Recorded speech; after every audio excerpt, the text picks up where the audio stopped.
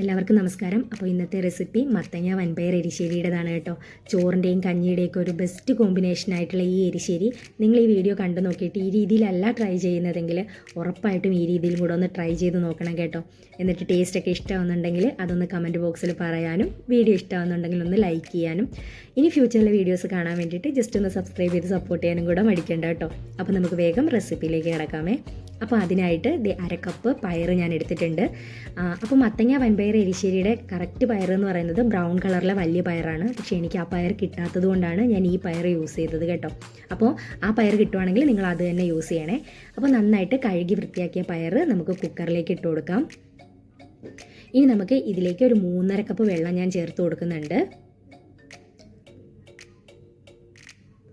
ആവശ്യത്തിനുള്ള ഉപ്പും കൂടി നമ്മൾ ചേർത്ത് നന്നായിട്ടൊന്ന് മിക്സ് ചെയ്തിട്ട് നമുക്ക് കുക്കർ അടച്ച് ഇതൊന്ന് വേവിച്ചെടുക്കണം. അപ്പോൾ വേവിച്ചെടുക്കുമ്പോൾ ഒരുപാട് വെന്ത് പയർ ഉടഞ്ഞു പോകരുത്. നമുക്ക് ആ ഒരു പരുവത്തിന് വേണം, എന്നാൽ വേവും വേണം. ആ ഒരു പരുവത്തിന് വേണം പയർ വേവിച്ചെടുക്കാൻ. അപ്പോൾ എൻ്റെ കുക്കറിൽ ഒരു 3 വിസിലിന് പയർ കറക്റ്റ് വെന്ത് വന്നിട്ടുണ്ട്. പക്ഷേ ഓരോ കുക്കറിനും ഓരോ വേവാണല്ലോ. അപ്പോൾ നിങ്ങൾ വേവൊന്ന് ശ്രദ്ധിക്കുക കേട്ടോ. ഇനി നമുക്ക് വേണ്ടത് ഈ ഒരു സൈസിൽ, ഒരു മീഡിയം സൈസിൽ മത്തങ്ങയാണ്. അപ്പോൾ അത് നമുക്ക് ഒന്ന് ക്ലീൻ ചെയ്ത് ഒന്ന് കട്ട് ചെയ്തെടുക്കണം. അപ്പോൾ അത് ഈ ഒരു പരുവത്തിലാണ് നമുക്ക് മത്തങ്ങ കട്ട് ചെയ്തെടുക്കേണ്ടത്. ഒരുപാട് ചെറിയ പീസും ആവാൻ പാടില്ല, എന്നാൽ ഒരുപാട് വലിപ്പവും വേണ്ട. ഈ ഒരു സൈസിൽ നമുക്ക് ക്യൂബായിട്ടൊന്ന് കട്ട് ചെയ്തെടുക്കാം. ഇനി നമുക്കിത് നന്നായിട്ടൊന്ന് വാഷ് ചെയ്തിട്ട് വരാം. അപ്പോഴേക്കും നമ്മുടെ പയർ ഇവിടെ പാകത്തിന് വെന്ത് വന്നിട്ടുണ്ട്.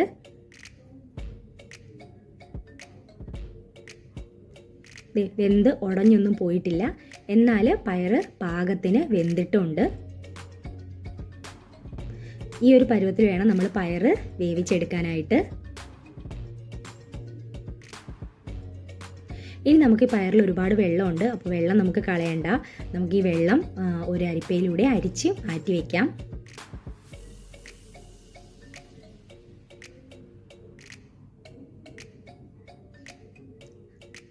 അപ്പോൾ പയറും നമ്മൾ അരിച്ച് മാറ്റി വെച്ചിട്ടുണ്ട്. ഈ വെള്ളം കളയണ്ട കേട്ടോ, നമുക്ക് ഈ വെള്ളം ആവശ്യമുണ്ട്.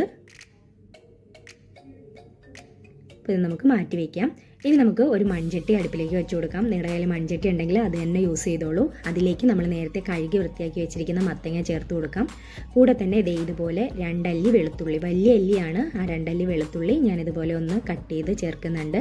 അതിൻ്റെ കൂടെ തന്നെ ഒരു 3 പച്ചമുളകും കൂടി നമുക്കിതിലേക്ക് ചേർത്ത് കൊടുക്കാം. ഇനി നമുക്ക് വേണ്ടത് കറിവേപ്പിലയാണ്. കറിവേപ്പിലയ്ക്ക് മെഷർമെൻ്റ് ഒന്നുമില്ല, നിങ്ങളുടെ കയ്യിലുള്ളതനുസരിച്ച് ചേർത്ത് കൊടുത്തോളൂ. ഇനി നമ്മുടെ മത്തങ്ങയ്ക്ക് ആവശ്യമായിട്ടുള്ള കുറച്ച് ഉപ്പും ഒരു 1/4 ടീസ്പൂൺ മഞ്ഞൾപ്പൊടിയും കൂടി നമുക്കിതിലേക്ക് ചേർത്ത് കൊടുക്കണം. ഇനി നമുക്കിതിലേക്ക് നേരത്തെ പയർ കുക്ക് ചെയ്ത വെച്ച വെള്ളം ഉണ്ടല്ലോ, ആ വെള്ളം ചേർത്ത് കൊടുക്കാം. ഈ വെള്ളവും കൂടി ചേർത്ത് നന്നായിട്ട് മിക്സ് ചെയ്ത് നമുക്ക് അടച്ച് വെച്ച് ഇത് വേവിച്ചെടുക്കണം. എളുപ്പത്തിന് നമുക്ക് പയറും മത്തങ്ങയും എല്ലാം കൂടി ഒരുമിച്ചിട്ട് കുക്കറിൽ വേവിച്ചൊക്കെ എടുക്കാം. പക്ഷേ അങ്ങനെ ആകുമ്പോൾ മത്തങ്ങയൊക്കെ വെന്തങ്ങ് കലങ്ങി പോവും. മത്തങ്ങ ഇതിൽ ഇട്ടിട്ടുണ്ടെന്ന് പോലും നമുക്ക് അറിയാൻ പറ്റില്ല, അങ്ങനെ ആയിപ്പോവും. അപ്പോൾ അതുകൊണ്ടാണ് ഈ മെത്തേഡ് ഫോളോ ചെയ്യാൻ ഞാൻ പറയുന്നത് കേട്ടോ. ഇനി നമുക്കിതിൻ്റെ ഒരു അരപ്പ് തയ്യാറാക്കണം. അതിനായിട്ട് മിക്സിയുടെ ജാറിലേക്ക് 1 കപ്പ് തേങ്ങ, 1 അല്ലി വെളുത്തുള്ളി, ഒരു 5 അല്ലി ചെറിയ ഉള്ളി, അതുപോലെ ഒരു 1/2 ടീസ്പൂണോളം ചെറിയ ജീരകം, ഒരു 1/4 ടീസ്പൂൺ മഞ്ഞൾപ്പൊടി, ഇത്രയും ചേർത്ത് നമുക്കിതൊന്ന് ക്രഷ് ചെയ്തെടുക്കണം. അരച്ച് സ്മൂത്ത് പേസ്റ്റൊന്നും ആക്കണ്ട, എന്നാലും അത് 3-4 പൾസ് ചെയ്തോളൂ കേട്ടോ. നന്നായിട്ടൊന്ന് പൊടിഞ്ഞ് കിട്ടണം. ആ ഒരു പരുവത്തിന് വേണം നമ്മളിത് അരച്ചെടുക്കാൻ. അപ്പോൾ അരപ്പ് മാറ്റി വയ്ക്കാം. അപ്പോഴേക്കും നമ്മുടെ മത്തങ്ങ ഇവിടെ വെന്ത് വന്നിട്ടുണ്ട്. ഈ ഒരു എരിശ്ശേരിയുടെ പ്രത്യേകത എന്ന് പറഞ്ഞാൽ ഇനി നമ്മളിതിൽ പച്ചവെള്ളം ചേർക്കുകയില്ല. നമ്മൾ ആദ്യം ആ ഒരു പയറിൽ ചേർത്ത 3.5 കപ്പ് വെള്ളം തന്നെയാണ് നമ്മൾ ഈ എരിശ്ശേരിയിൽ മൊത്തത്തിൽ യൂസ് ചെയ്തിരിക്കുന്ന വെള്ളം എന്ന് പറയുന്നത്. അപ്പോൾ അതേ നമ്മുടെ മത്തങ്ങ പാകത്തിന് വെന്ത് വന്നിട്ടുണ്ട്. ഇനി നമുക്കിതിലേക്ക് നേരത്തെ കുക്ക് ചെയ്ത് വെച്ചിട്ടുള്ള നമ്മുടെ പയറുണ്ടല്ലോ, അതും കൂടി ചേർത്ത് കൊടുക്കാം. നന്നായിട്ടൊന്ന് മിക്സ് ചെയ്തിട്ട് കുറച്ച് നേരം, ഒരു 2-3 മിനിറ്റ് ഒന്ന് അടച്ച് വെച്ച് നന്നായിട്ടൊന്ന് തിളപ്പിച്ചോളൂ. അപ്പോൾ ഇതിപ്പോൾ നന്നായിട്ട് തിളച്ച് വന്നിട്ടുണ്ട്. ഇനി നമുക്കിതിലേക്ക് നമ്മൾ നേരത്തെ തയ്യാറാക്കി വെച്ചിരിക്കുന്ന തേങ്ങയുടെ കൂട്ട് ചേർത്ത് കൊടുക്കാം. നന്നായിട്ട് ഒന്ന് മിക്സ് ചെയ്ത് കൊടുത്തതിന് ശേഷം നമുക്ക് നമ്മുടെ തവി കൊണ്ട് തന്നെ ഇതിലെ കുറച്ച് ഭാഗം ഒന്ന് ഉടച്ചു കൊടുക്കാം.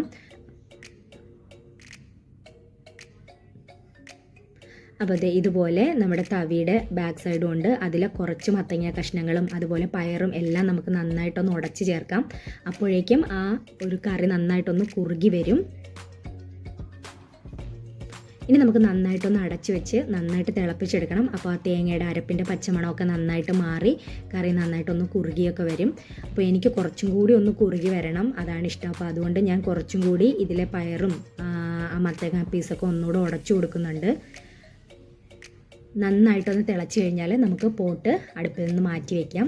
ഇനി നമുക്ക് മറ്റൊരു പാൻ അടുപ്പിലേക്ക് വെച്ചിട്ട് നമുക്കിതിനൊരു വിറക് വേണം, ഒരു വറവ് തയ്യാറാക്കണം. അപ്പോൾ അതൊന്ന് തയ്യാറാക്കാം. അതിനായിട്ട് ഒരു പാനിലേക്ക് 3 ടേബിൾ സ്പൂൺ വെളിച്ചെണ്ണ ചേർക്കണം കേട്ടോ. വെളിച്ചെണ്ണ ഒഴിച്ചു കൊടുത്തിട്ടുണ്ട്.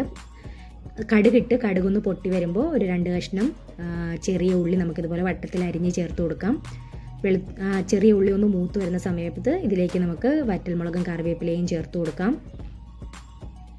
ഇനി നമുക്കിതിലേക്ക് വേണ്ടത് 1/2 കപ്പ് തേങ്ങയാണ്. തേങ്ങ കൂടി ചേർത്ത് നമുക്ക് ഈ തേങ്ങ നന്നായിട്ട് ഒരു ലോ ഫ്ലെയിമിൽ അല്ലെങ്കിൽ ഒരു മീഡിയം ഫ്ലെയിമിലിട്ട് വറുത്തെടുക്കണം. കരിഞ്ഞു പോകാൻ പാടില്ല, നല്ല ഗോൾഡൻ ബ്രൗൺ കളർ ആകുന്നത് വരെ വറുത്തെടുക്കാം. ഇതിലേക്ക് ഒരു 1/2 ടീസ്പൂൺ മുളക് പൊടിയും കൂടെ ചേർത്ത് നന്നായിട്ടൊന്ന് മിക്സ് ചെയ്തിട്ട് ഈ വറവ് നമുക്ക് നമ്മുടെ മത്തങ്ങ എരിശ്ശേരിയിലേക്ക് ചേർത്ത് കൊടുക്കാം.